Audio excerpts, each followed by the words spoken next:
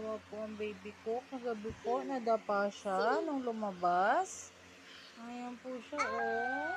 Tapos ngayon naman po, kakagising niya lang. Late na po siya natulog. Pagkatulog, nagising po after 1 hour. Alam na this. Hindi na naman niya patutulugin ang mama. Matutulog pala ang mama. Siya lang ang gising.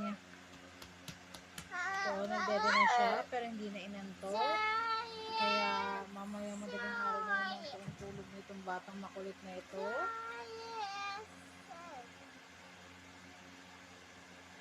Kawawa po, namamaga yung kanyang sugat. Pero nilagyan na po yun ng Betadine kagabi, agad-agad po nung nadapa. At nalinis na rin po yan. Pati po nahugasan na rin po yan kagabi mismo.